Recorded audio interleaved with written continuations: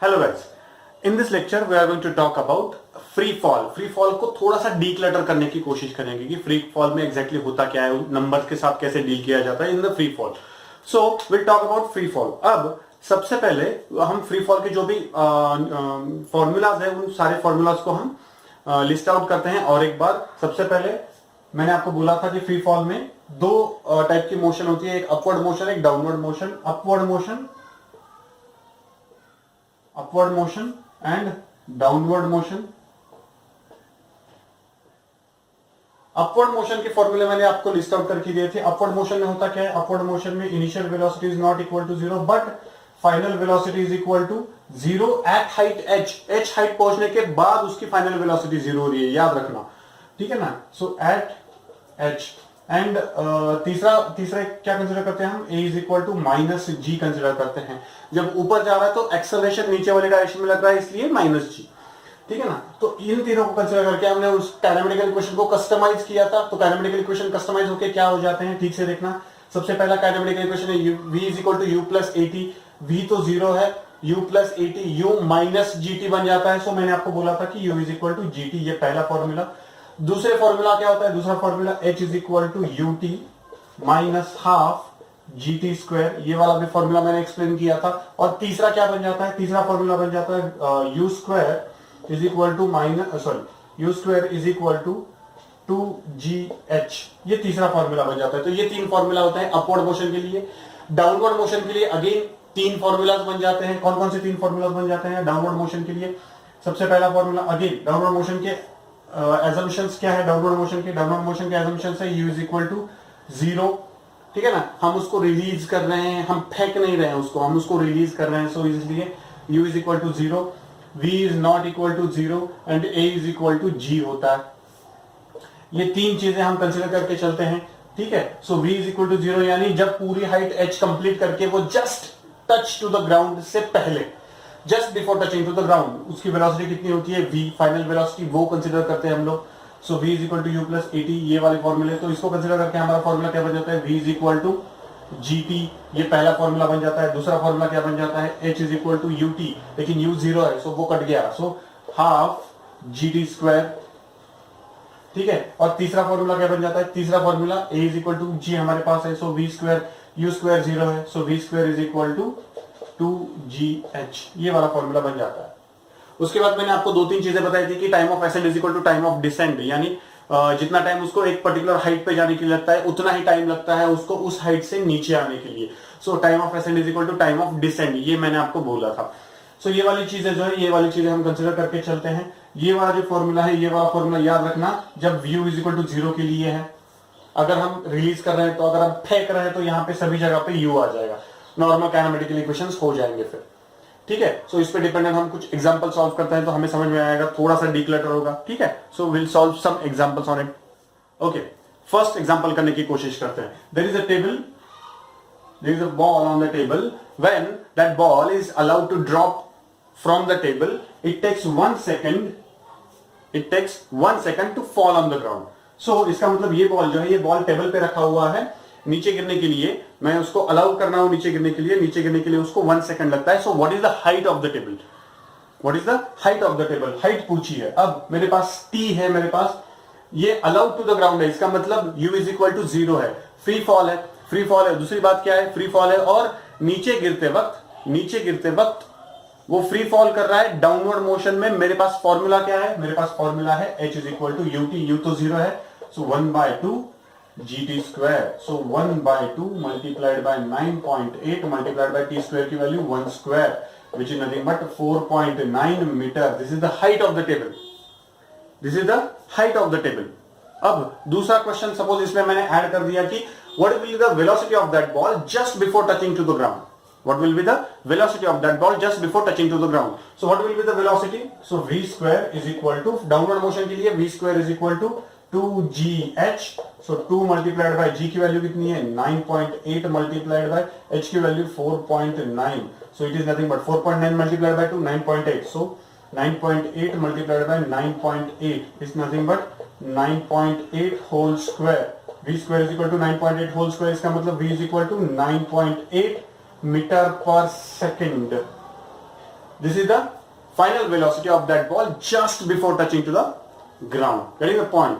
ठीक है ना? So h निकाल दिया, v निकाल दिया, बस मुझे क्या पता था? t पता था. और एक एग्जांपल ट्राई करते हैं. कैसे करो?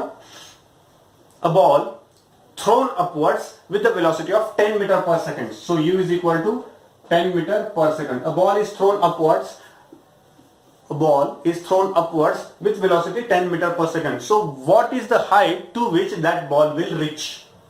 What is the height to which that ball will reach? ये पूछा है क्वेश्चन हमें. So u is equal to 10 meter per second दिया हुआ है. मेरे पास दो फॉर्मूला है जिनसे मैं हाइट पता कर सकता हूं. First formula is h is equal to ut minus half gt square upward motion के लिए, और दूसरा फॉर्मूला है u square is equal to 2gh. अब ये ऊपर वाला जो फॉर्मूला है, इस ऊपर वाले फॉर्मूले मेरे पास u है, g है, लेकिन t नहीं है. So I can not use this formula, so I will go for this formula. कौन सा फॉर्मूला है? u square is equal to 2gh. So h is equal to u square upon 2g. So इसको u square means 10 multiplied by 10 divided by 2 multiplied by g की value 9.8 which is nothing but 100 divided by 19.6. इसका division आप कर लो, ये calculation आप कर लो, आपको formula में आंसर मिल जाएगा. ठीक है. सो इसमें और एक क्वेश्चन ऐड कर देते हैं. What is the time in which it will reach to that height? यानी अगर मैं इस इनिशियल वेलोसिटी से अगर बॉल को फेंकता हूं तो ये हाइट h तक जाता है. ये जो हाइट h तक पहुंचता है, इस हाइट तक पहुंचने के लिए उसको टाइम कितना लगा? This is a question. ये नेक्स्ट क्वेश्चन बन जाता है. सो what is the answer for that? मुझे क्या निकालना है? टाइम निकालना है. सो टाइम निकालने के लिए पास मेरे पास फॉर्मूला क्या है? v is equal to u upward motion है. सो अपवर्ड मोशन में फाइनल वेलोसिटी क्या हो जाती है?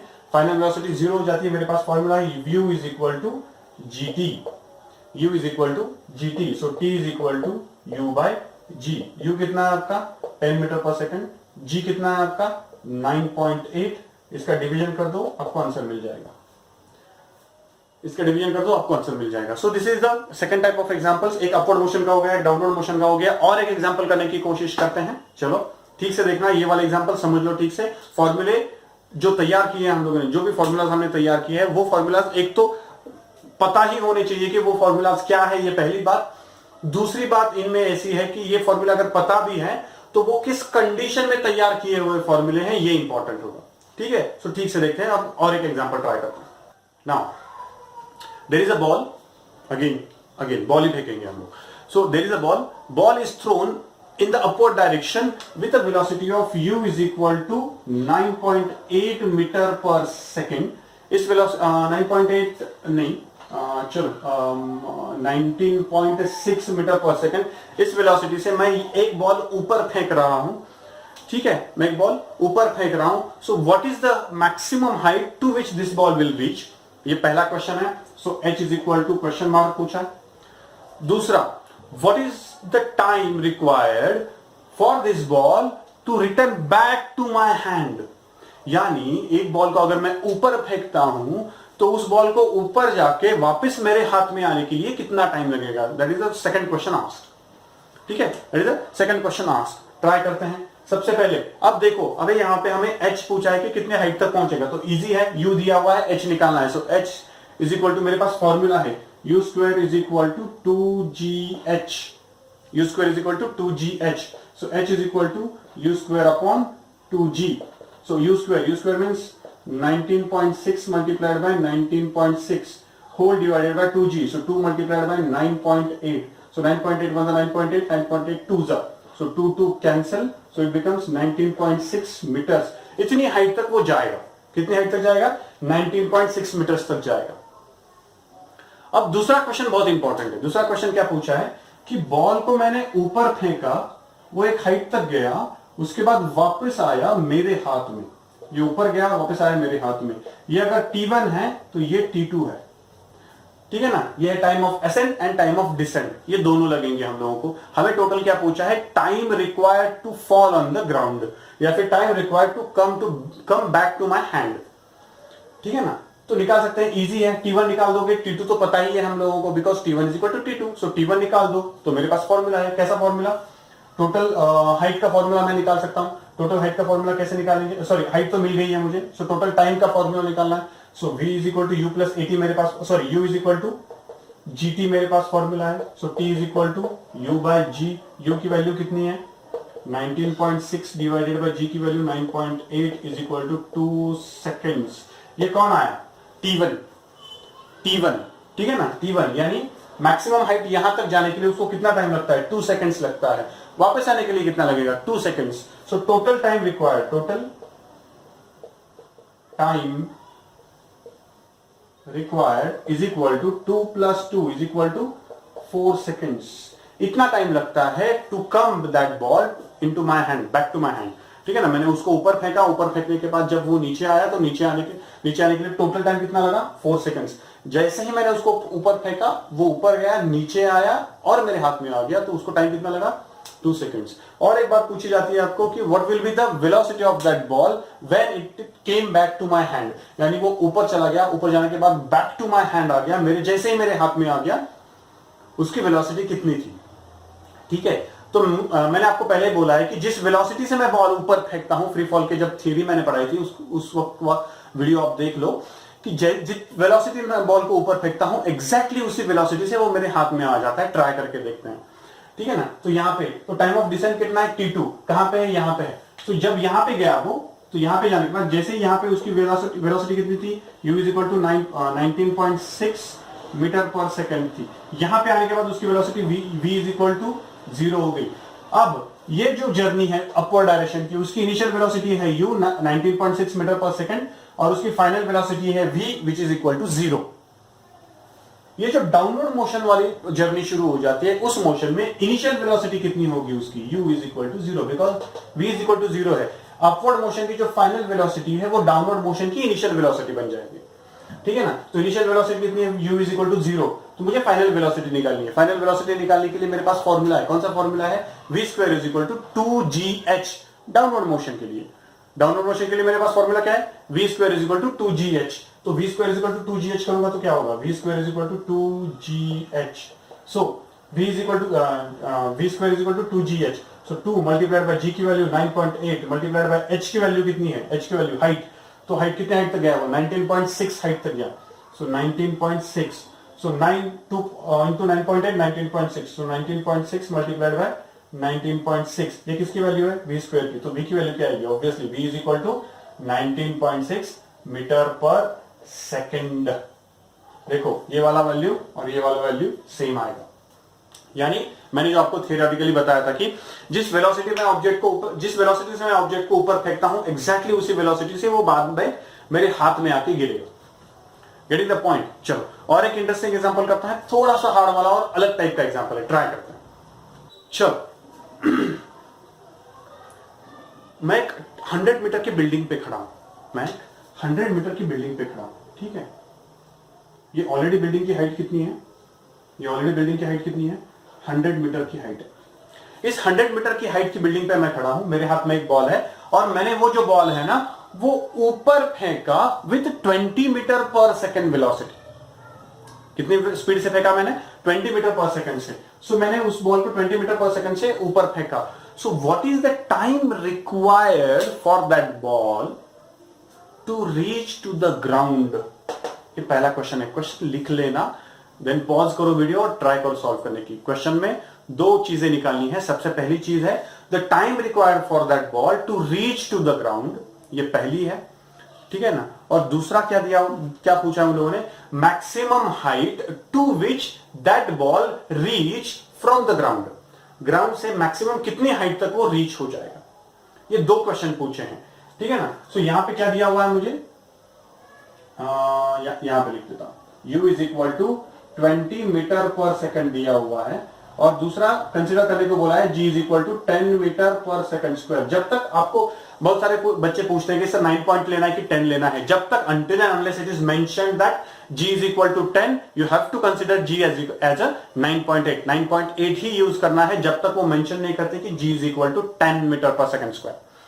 सो 100 मीटर की हाइट से ये बॉल जो है ये 100 मीटर की हाइट से ऊपर फेंका है बॉल। तो देखो ठीक से जर्नी कैसे होगी उस बॉल की, वो पहले ऊपर जाएगा उसके बाद नीचे आएगा, ठीक है ना। वो पहले ऊपर जाएगा उसके बाद नीचे आएगा। इसका मतलब पहले वो ऊपर u is equal to 20 metre पर सेकंड से जाएगा, वो एक हाइट कवर करेगा, will consider that height as h1, will consider that height as h1, तो वो इतनी हाइट तक जाएगा, उसके बाद नीचे आएगा। सो हमें पहला क्वेश्चन जो पूछा है, what is the maximum height to which it will reach, so वो हाइट कितनी है, इतनी है, यानी 100 मीटर प्लस h1, तो मुझे बस h1 निकालना है। सो जैसे मैं h1 निकाल लेता हूं, 100 में h1 ऐड कर दूंगा, so total height to which that ball will reach, ये मुझे मिल जाएगा। सही है, सो ट्राई करते हैं। सो h1 की हाइट निकाली, इनिशियली कितनी स्पीड से फेंका है, 2 मीटर पर सेकंड से फेंका है, अपवर्ड मोशन है। सो अपवर्ड मोशन के लिए मेरे पास काइनेमेटिकल इक्वेशन है अपवर्ड मोशन के लिए। So what will be the kinematic equation two find the h1 if u is given, u दिया हुआ है, g दिया हुआ है, h1 निकालना है, तो कैसे निकाल सकते हैं, सिंपल सी बात है, u square is equal to 2gh। So u square is equal to 2gh से मैं वो निकाल दूंगा। So u square is equal to 2gh1 कर देता हूं तो बेटर रहेगा।